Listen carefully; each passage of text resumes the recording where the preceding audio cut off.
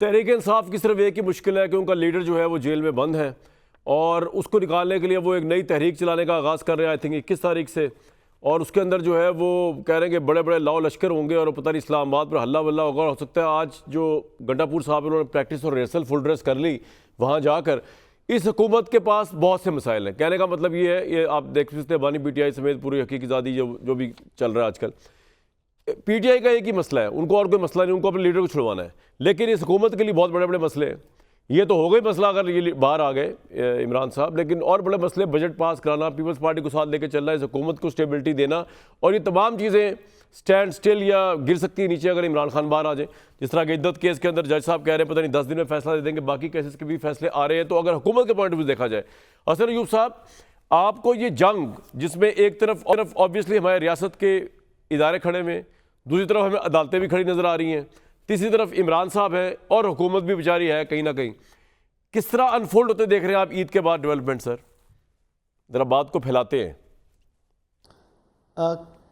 कामरान साहब, बात यह है कि इस बात में तो बिल्कुल जी हकीकत है। अब आप मालूम नहीं मेरी बात से एग्री करेंगे या नहीं करेंगे कि पाकिस्तान में इस वक्त जो जुडिशल एक्टिविज़म है इट्स ऑन इट्स विंग, मतलब भरपूर तरीके से जो है वो इस वक्त जुडिशल एक्टिविज़म जारी है। और इस सूरत हाल के अंदर बानी चेयरमैन या तहरीक इंसाफ दोनों को बहुत ज़्यादा रियायत मिल रही है। लेकिन इस सब के बावजूद अगर कोई समझता है कि बानी चेयरमैन तहरीक इंसाफ वो रिहा हो जाएंगे या ये जुडिशल एक्टिविज़म उनको रिहाई दिला पाएगा, तो मेरे ख्याल से उनको अपनी इन थॉट्स को रिकन्सिडर करने की ज़रूरत है। इमरान खान साहब बाहर आने का दूर दूर तक जो है वो कोई इम्कान नहीं है। ये किस बुनियाद पे आप कह रहे हैं, जबकि मैंने आपको अभी बताया कि इद्दत वाले जज जो है वो कह रहे हैं 10 दिन में फैसला कर दूंगा अगर मेरी जिंदगी, पता नहीं उन्होंने तो खैर कोई बड़ी ही जज्बाती बात कह दी कि उन्होंने कहा कि अगर जिंदा रहा, मुझे समझ नहीं आई उन्होंने एक जज ने बात क्यों कही है। जज अफजल साहब मज्जू हैं जो कह रहे हैं कि अगर मैं जिंदा रहा 10 दिन में फैसला कर दूंगा, और इसी तरह दूसरे, आप किस तरह कह रहे हैं कि ये बाहर नहीं आ पाएंगे?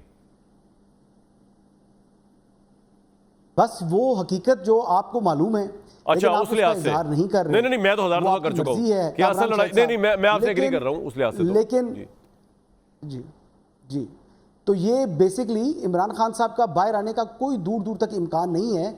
जो इस खुशफहमी में मुब्तला हैं वो मिठाई खरीद लें और खरीदने के बाद उसको जो है अपने फ्रीजर में स्टोर कर लें, क्योंकि खाने का उनको मौका नहीं मिलेगा। क्योंकि बानी चेयरमैन की तहरीक इंसाफ की बाहर आने की जो अगर रास्ता जो बनेगा, उसके लिए पहली जो प्री रेक्विजिट है उनके लिए वो 9 मई के वाक़यात के ऊपर कौम से माफ़ी मांगना। रियासत पाकिस्तान से माफ़ी मांगेंगे तो मामला आगे बढ़ेगा। जब तक वो ये माफ़ी नहीं मांगेंगे तब तक बात आगे हसन यूसुफ, आप मुझसे चले, अब मैं आपसे पूछता हूँ, अगर आप मुझसे एग्री कर, जी बताएं, आप बोलें पहले, प्लीज बोले प्लीज बोले। दूसरी बात मैं ये करना चाह रहा था कि अली अमीन गंडापुर साहब के हवाले से बात कर रहे थे कि वो शायद लाओ लश्कर लेकर वफाक के ऊपर चढ़ाई करने का इरादा रखते हैं, शायद वो इस किस्म का कोई प्लान्स बन चुके हैं। तो जिस दिन वो KPK से निकलेंगे ना, तो वो KPK हुकूमत जो है ना, वो अभी उन्होंने KPK की जो सरहद है वो पार नहीं की होगी, तो वो हुकूमत ख़त्म हो चुकी होगी। तो ये अगर किसी को खुशफहमी है तो वो ये खुशफहमी जो है वो छोड़ दे। खतरनाक बातें कर रहे हैं हसन भाई, आप तो पख्तूनख्वा हुकूमत के वसाइल को इस्तेमाल करते हुए वो आकर मरकज के ऊपर, वफाक के ऊपर जो है वो हमलावर हो जाएंगे। मैं समझ गया ये और सारी वफाक बात जो है वो देखता रह जाएगा।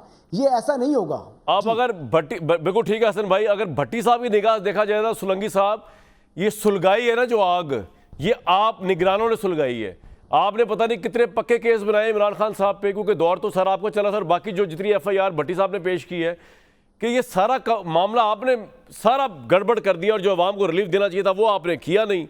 मैं कहता हूं आपने किया क्या है सुलंगी साहब?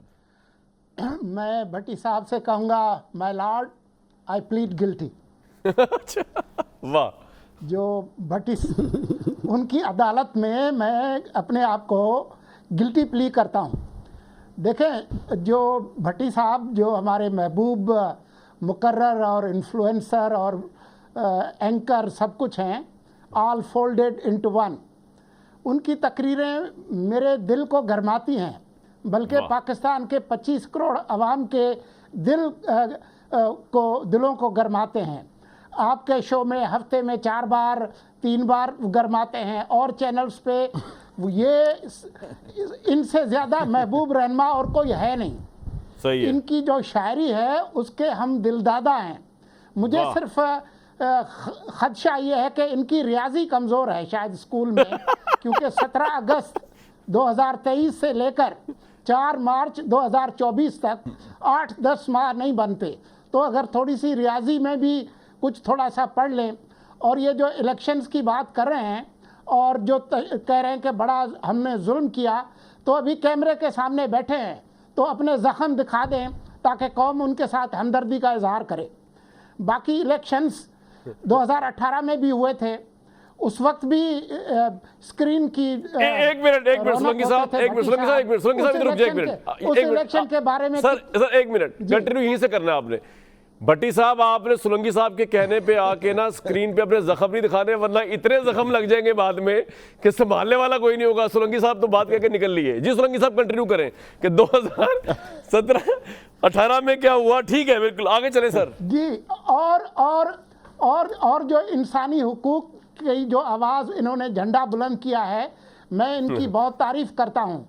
लेकिन मैं ज़रूर पूछना चाहूँगा कि 4 साल इमरान का जो फिस्ताई दौर था उसमें भी उन्होंने ये झंडा उठाया था, या ये झंडा अभी कहीं इनको कहीं से मिल गया है? जो सहाफ़ियों पे हमले हुए, जो उनको नौकरियों से निकाला गया, जो उन पर कातलाना हमले हुए, जो उन पे असाल्ट हुए, जो उन पे तशद्दुद हुआ, जो रिपोर्ट्स आई, जो 2018 के इलेक्शन के बारे में यूरोपीय यूनियन की जो रिपोर्ट है कि किस तरीके से धांधली हुई, किस तरीके से RTS बैठा, तो उसके बारे में भी कभी कभार जो है वो गुफ्तगू कर लिया करें। और इलेक्शन मुर्तज़ा सोलंकी ने नहीं कराया, इलेक्शन कमीशन ने कराया। ट्रिब्यूनल्स मौजूद हैं, अदालतें मौजूद हैं, लोग गए हुए हैं फॉर्म 45 के लिए भी, 47 के लिए भी। बिल्कुल आप भी उसमें अपनी आवाज़ जो है वो ज़रूर बुलंद करें। पॉइंट आ गया।